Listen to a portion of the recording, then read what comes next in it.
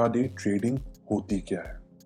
इस वीडियो में मैं आपको बताऊंगा ए से लेके जेड और बीच के जो 24 अल्फाबेट हैं पूरा इंट्राडे ट्रेडिंग के ऊपर। लोग इंट्राडे ट्रेडिंग पे स्ट्रैटेजी तो सीख लेते हैं, उनको लगता है कि ये इंट्राडे ट्रेडिंग की स्ट्रैटेजी है, पर कई बार ऐसा होता है कि वो स्ट्रैटेजी जो होती है काम करती है, पर वो इंट्राडे की जो मार्केट होती है उस पर काम नहीं करती है। जिन्होंने पुराना ट्यूटोरियल मेरा देखा है उस पर मैंने ये बात अपना गला फाड़ फाड़ के बताई है कि अलग अलग तरह का बाजार होता है। हर बाजार एक दूसरे तरह के बाजार से बहुत ज़्यादा अलग होता है, उनमें बहुत तरह के डिफरेंसेस होते हैं। इंट्राडे मार्केट जो होगा वो स्विंग ट्रेडिंग का जो मार्केट होगा उसमें ज़मीन आसमान का अंतर होता है।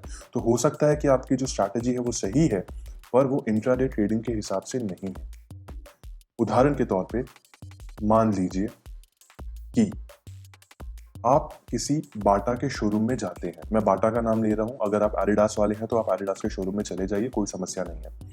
आप बाटा के शोरूम में जब जाते हैं, वहां पे जब आप चप्पल जूते लेते हैं, तो क्या वहां पे जो आपको जूते दिखाने वाला आता है वो आपको बोलता है कि भैया एक काम करो, 11 नंबर का जूता ले लो, 11 नंबर का जूता सबके पैर में आता है, ये बहुत सही जूता है? नहीं।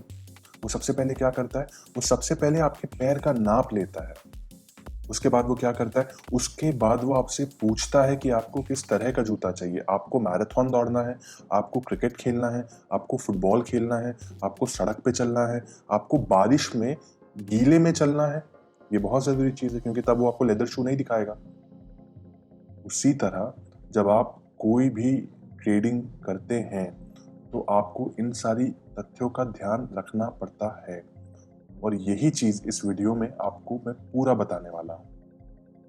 अब देखिए, ये मैंने क्या लिखा हुआ है, बेसिक पॉइंट्स टू रिमेंबर। मतलब इसके पहले कि मैं आपको नियम बताऊं, प्रिंसिपल्स बताऊं, उसका जो बेसिक है, जो चीजें आपको ध्यान में होनी चाहिए, वो मैं आपको एक बार बता दे रहा हूं। जो समझदार महामुनि ये जानते हैं, कृपया आगे चले जाइए वीडियो में। जो नहीं जानते हैं सुन लीजिए, 2 मिनट में कुछ नहीं बिगड़ेगा आपका।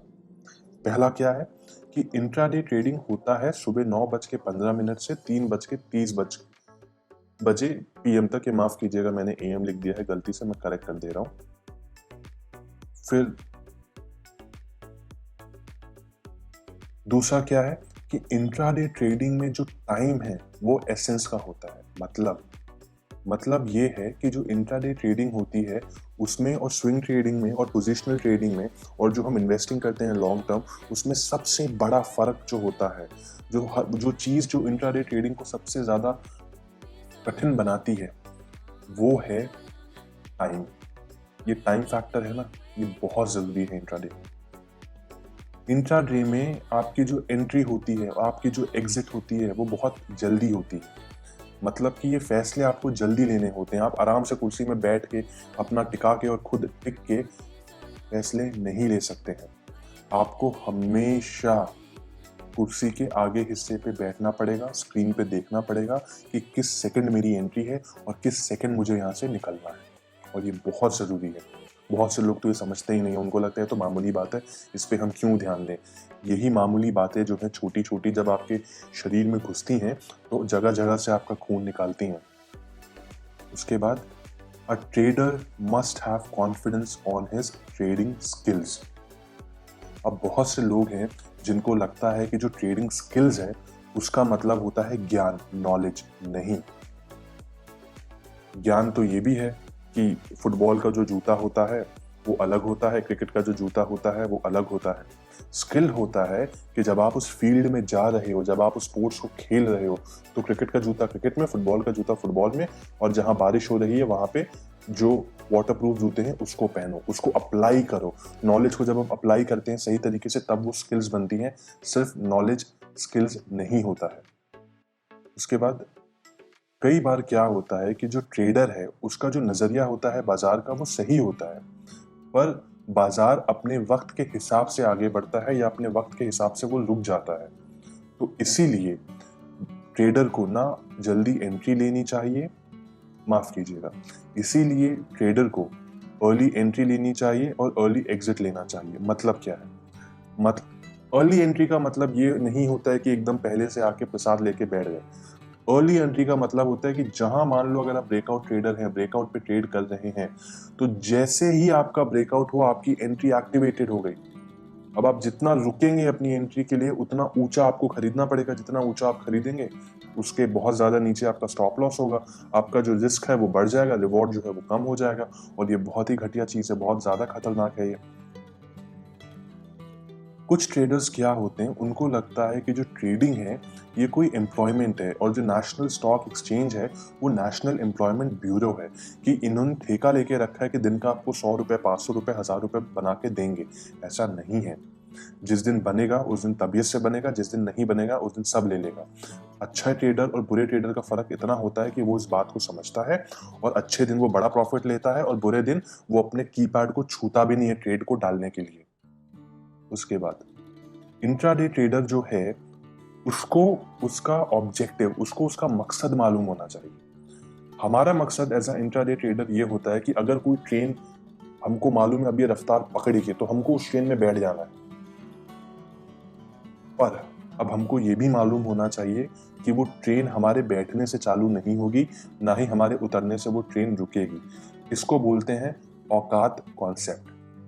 मैं सोचा था थोड़ा सभ्य शब्द चुनूंगा, पर जो औकात में फील आता है ना वो किसी और में फील ही नहीं आता है। और मैं हमेशा कहता हूं कि बाजार के सामने हाथ जोड़ के सर झुकाने वाले ही पैसा बनाते हैं। बाजार के आगे अकड़ के जो रहते हैं, बाजार उनको इतने भागों में काटता है कि उनको समझ में नहीं आता है कि उसका सूप पिया जाए या उसको चबा के खाया जाए। कहने का अर्थ बस इतना सा है कि अपने आप को समझो कि आप कहाँ हो। सबसे ऊपर FII बैठा है, उसके बाद DII बैठा हुआ है। DII कौन? म्यूचुअल फंड्स और जो बैंक्स हैं वो।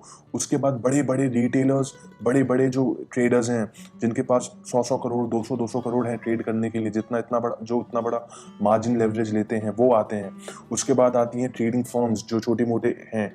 उसके बाद आता है एक एडवांस्ड लेवल का ट्रेडर जो 1 करोड़, 2 करोड़, 3 करोड़, 10 करोड़ का कैपिटल एम्प्लॉय करता है। उसके बाद आते हैं हम जैसे लोग, 10,000, 50,000, 1 लाख, 5 लाख का ट्रेडिंग कैपिटल डिप्लॉय करते हैं। तो बेटा इसको बोलते हैं औकात।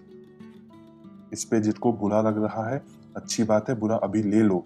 मान लो कि हम यहाँ पे चीटी हैं, नहीं तो बाजार सिखाने में आएगा तो बाजार आपसे सब कुछ ले लेगा। लोग बहुत मुश्किल से ये चीज समझते हैं, उनको लगता है वो भगवान है। भगवान नवाजुद्दीन सिद्दीकी था। इसमें नेटफ्लिक्स का एक धारावाहिक था, उसमें नाम मुझे नहीं पता, कमेंट पे बता देना क्या था, मेरे दिमाग से उतर गया है। अब दूसरा, हमेशा एक रियलिस्ट रहिए। जो उम्मीदवाद ज्यादा रखते हैं ना, जिनको लगता है अरे ये तो पलटेगा, ये तो आराम से पलटेगा, और जब पलटेगा तो सबसे पहले मैं ही यहाँ पे घुसूंगा। आप सबसे पहले वहां नहीं घुसेंगे, बाजार आपके अंदर घुसा देगा। कहने का तर्क इतना सा है कि आशावादी मत बनिए ज्यादा, जो सच्चाई है उसको कबूलिए। हम जैसे लोग जो ज्यादा आशावादी होते हैं उनको हर सुबह बड़े बड़े जो इन्वेस्टर्स और ट्रेडर्स हैं अपना सुबह का नाश्ता बना के खाते हैं, मतलब हमारे पैसे को। और आखिरी में जब भी आपको प्रॉफिट हो, भले ही 50 रुपए का प्रॉफिट हो, ठीक, 50 रुपए के प्रॉफिट में 40 रुपए आपका हुआ बाइंग सेल का, क्या कहते हैं, ब्रोकरेज। 10 रुपए का प्रॉफिट हुआ, उस 10 रुपए में 2-2 रुपए के भी शेयर आते हैं, कोई एक शेयर ले लो। इससे क्या होगा कि आपका जो प्रॉफिट आज है, बहुत से लोगों का वो लॉस में चला जाता है, आपका कम से कम वो 2 रुपए जो है वो हमेशा के लिए आपका हो जाएगा। कैसे? आप उसका शेयर ले लेंगे कोई लॉन्ग टर्म के लिए। जिनका 1000 रुपए हुआ वो कोई 100, 150, 200 रुपए का शेयर ले लो। जिनका 10,000 का प्रॉफिट हुआ वो 1000, 2000 रुपए में शेयर ले लो। पर अपने जीत का, अपने प्रॉफिट का एक परसेंटेज ऑफ शेयर जो है उसको ले लीजिए उससे। वो आपका जो प्रॉफिट है आपके जीवन का हिस्सा बनेगा वो। क्योंकि ट्रेडिंग में लोगों का प्रॉफिट बनता है पर वो प्रॉफिट उन पे टिकता नहीं है। हमको ये प्रॉफिट टिकाना है। जिन बुद्धिजीवियों को मेरी बात अच्छी लगी हो कृपया चैनल को सब्सक्राइब करें, वीडियो को लाइक करिए। तो उम्मीद करता हूँ कि आपको ये वीडियो और सारे चैप्टर्स इसके पसंद आए होंगे। हमने इसमें काफ़ी ज़्यादा एफर्ट डाला है। आप अगर इसको अप्रिशिएट करना चाहते हैं तो चैनल को सब्सक्राइब करिए, वीडियो को लाइक करिए और ज़्यादा से ज़्यादा लोगों के साथ इन वीडियोस को शेयर करिए जो भी हमारे ट्यूटोरियल्स हैं। क्योंकि हम जो सारी चीज़ें आपको बता रहे हैं, हम आपसे ये बिना 1 रुपया लिए बता रहे हैं, क्योंकि हमको मालूम है कितना बड़ा संघर्ष होता है लोगों को ये सब चीज़ें सीखने में।